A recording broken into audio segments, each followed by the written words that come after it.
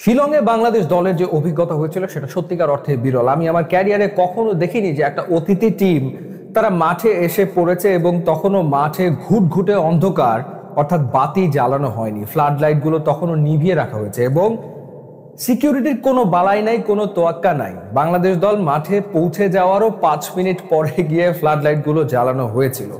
ঘটনা যেটা ছিল সেটা হচ্ছে যে 25শে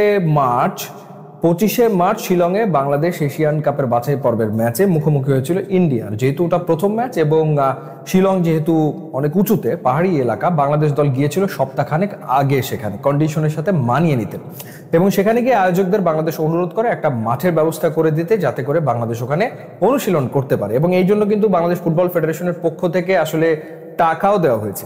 এরপরে যে মাঠটা দেওয়া হয়েছিল বাংলাদেশ দলকে, যেটা আসলে টিম হোটেল থেকে বেশ অনেকটা দূরে, এবং ওই মাঠে মূলত আসলে কোনো কলেজ টিমও প্র্যাকটিস করতে চাইবে না বা যাবে না, কারণ এতটাই অ্যাব্রো থ্যাব্রো একটা মাঠ এবং যেই মাঠে প্র্যাকটিস করলে ইনজুরিতে পড়ার সম্ভাবনা রয়েছে, সেই মাঠেই বাংলাদেশ আসলে প্র্যাকটিস করেছে।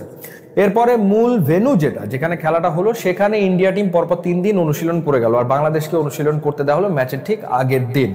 এবং ইন্ডিয়ার প্রত্যেকটা সেশন হলো ক্লোজ ডোর, অর্থাৎ সেখানে কারো প্রবেশাধিকার নেই, সাংবাদিকদেরও প্রবেশাধিকার নেই। অথচ বাংলাদেশের প্রত্যেকটা সেশন ছিল ওপেন, যেখানে সবাই গেছে, দেখতে পেরেছে। এই ঘটনাগুলো ঘটিয়েছে আয়োজকরা, কারণ একটাই, তারা বাংলাদেশকে হারাতে চেয়েছে। কিন্তু লাভের লাভ আসলে কিছুই হয়নি। মানে এইরকম অসহযোগিতা করে যাওয়ার পরও ইন্ডিয়া কিন্তু বাংলাদেশকে শিলংয়ে হারাতে পারেনি। সেই ম্যাচটা গোল নীল আসলে ড্র হয়েছিল।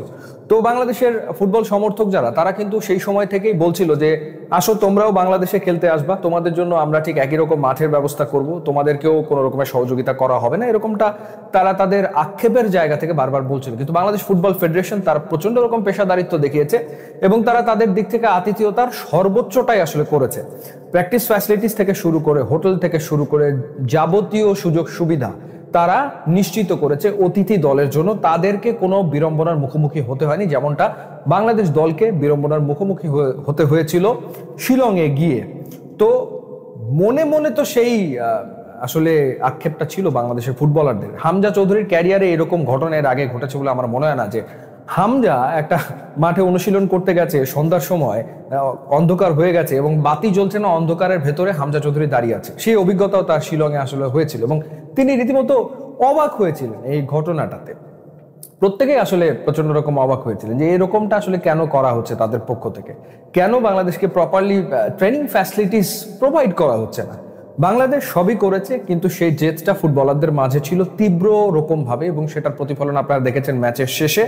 এই যে তাদের এইরকম প্রতিফলন হয়েছে, দুটো কারণ ছিল। এক হচ্ছে 22 বছর পরে বাংলাদেশ ইন্ডিয়াকে হারালো, এবং দ্বিতীয়ত হচ্ছে শিলংয়ের ঘটনা প্লেয়াররা মনে রেখেছে। তাদের সাথে যেটা হয়েছিল ওখানে, সেটা তারা মনে রেখেছিল এবং তাদের ওই জেদ ছিল, তাদের ডিটারমিনেশন ছিল যে তারা আসলে যে কোনো মূল্যে যেভাবেই হোক না কেন ইন্ডিয়াকে মাঠে হারাবে। মাঠে হামজা, সমিত, জায়ানরা প্রতিশোধটা নেবে এবং তারা সেই প্রতিশোধটা আসলে নিয়েছে একেবারে সাকসেসফুলি। এবং বাফুফে তাদের দিক থেকেও কাজটা কিন্তু ঠিকই করেছে। তারা তাদের পেশাদারিত্ব দেখিয়েছে। একটা অতিথি দলকে ঠিক যেভাবে আতিথেয়তা দেওয়া উচিত হোস্ট টিমের পক্ষ থেকে, বাংলাদেশ ফুটবল ফেডারেশন কিন্তু ঠিক সেটাই করেছে। এবং এই কারণে অবশ্যই তাবিদ আওয়ালকে একটা ধন্যবাদ না দিলেই নয়, যে ওরকম অসহযোগিতা কিন্তু বাংলাদেশ ফুটবল ফেডারেশন করেনি ইন্ডিয়া টিমের সাথে। তারা ফুল সাপোর্ট দিয়েছে, কিন্তু প্রতিশোধটা নিয়েছে খেলার মাঠে। এবং সেই কারণেই আসলে এতটা সেলিব্রেশন ফুটবলারদের মাঝে ছিল ম্যাচের শেষ বাঁশি বাজার সাথে সাথে। তো যাই হোক, আসলে মানে প্রতিদ্বন্দ্বিতা, প্রতিযোগিতা সবকিছু মাঠেই হওয়া উচিত। মাঠের বাইরে এই ধরনের ঘটনা একেবারেই কাম্য নয়, এগুলো একেবারে ঠিকও না, এগুলো আসলে স্পোর্টসের সাথে যায়ও না। কিন্তু সেই ঘটনার সম্মুখীন হলে সেটার প্রভাব ডেফিনেটলি মাঠে গিয়ে পড়ে, এবং সেটাই কিন্তু আসলে হয়েছে। তো যাই হোক, বাংলাদেশ দলকে অবশ্যই আরো একবার অভিনন্দন, এরকম মধুর প্রতিশোধ মাঠে আসলে নেওয়ার জন্য 22 বছর পরে ইন্ডিয়াকে হারিয়ে। ইউটিউব এবং